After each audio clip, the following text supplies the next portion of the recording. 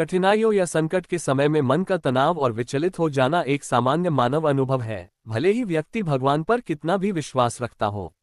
ये स्थिति तब उत्पन्न होती है जब व्यक्ति जीवन में चुनौतियों का सामना करता है और उसे उन समस्याओं से निकलने का कोई स्पष्ट रास्ता दिखाई नहीं देता। भगवान पर विश्वास रखने के बावजूद हमारे मन और शरीर पर संकट का प्रभाव पड़ता है, जिससे मानसिक तनाव और चिंता उत्पन्न होती है। संकट के समय में मानसिक तनाव का कारण जब कोई व्यक्ति किसी गंभीर समस्या या चुनौती का सामना करता है, तो सबसे पहले उसका मन विभिन्न नकारात्मक विचारों से भर जाता है। यह विचार स्वाभाविक होते हैं और अक्सर भविष्य की अनिश्चितताओं से जुड़े होते हैं। उदाहरण के लिए, अगर किसी व्यक्ति की नौकरी चली जाती है तो उसके मन में तुरंत ये चिंता उत्पन्न होती है कि वह अपने परिवार का भरण पोषण कैसे करेगा। इसी तरह अगर किसी प्रियजन की मृत्यु हो जाती है तो उस व्यक्ति का मन शोक और दर्द से भर जाता है। भगवान पर विश्वास रखने वाले व्यक्ति भी इन भावनाओं से अछूते नहीं होते। उनके मन में यह सवाल उठ सकता है कि अगर भगवान है तो उनके साथ ऐसा क्यों हो रहा है? क्या भगवान उनकी प्रार्थनाएं नहीं सुन रहे? क्या उनका विश्वास कमजोर है? ऐसे सवाल और शंकाएं मानसिक तनाव को और बढ़ा देती हैं। भगवान पर विश्वास का प्रभाव। भगवान पर विश्वास होने से व्यक्ति को एक आंतरिक शक्ति मिलती है जो उसे कठिनाइयों का सामना करने में मदद करती है।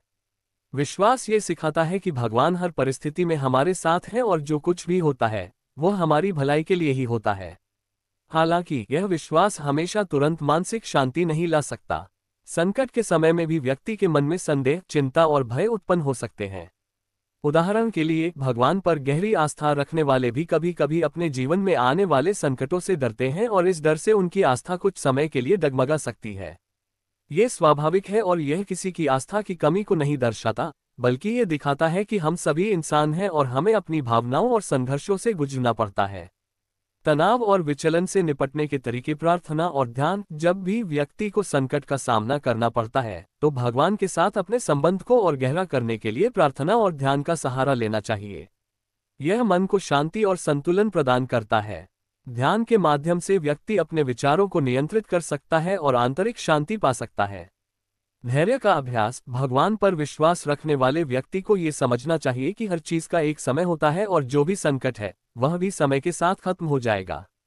इस प्रक्रिया में धैर्य का अभ्यास करने से मन को तनाव मुक्त रखने में मदद मिलती है।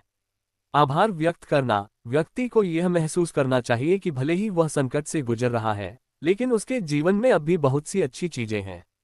उन चीजों के लिए भगवान का आभार व्यक्त करने से व्यक्ति के मन में सकारात्मकता बनी रहती है और वह कठिन समय में भी खुद को मजबूत महसूस करता है। सहायता मांगना। संकट के समय में अकेले लड़ने की बजाय परिवार, दोस्तों और समुदाय से सहायता मांगनी चाहिए। कभी कभी केवल अपनी समस्याओं को किसी के साथ साझा करने से ही तनाव कम हो सकता है। भगवान पर विश्वास रखने वाले लोगों के लिए धार्मिक समुदाय से जुड़ना और उनकी मदद लेना भी फायदेमंद हो सकता है। स्वयं को समय देना। संकट के समय में मन और शरीर को पुनः ऊर्जा देने के लिए खुद को समय देना महत्वपूर्ण होता है। इससे व्यक्ति खुद को बेहतर तरीके से समझ पाता है और संकट से निपटने की नई ऊर्जा प्राप्त करता है। निष्कर्ष, संकट के समय में भगवान पर विश्वास रखने के बावजूद मानसिक तनाव और विचलित होना एक सामान्य मानवीय प्रतिक्रिया है। ये हमें ये याद दिलाता है कि हम सभी इंसान हैं और हमें अपनी आस्थाओं के साथ साथ अपने मन और शरीर की देखभाल की भी जरूरत है।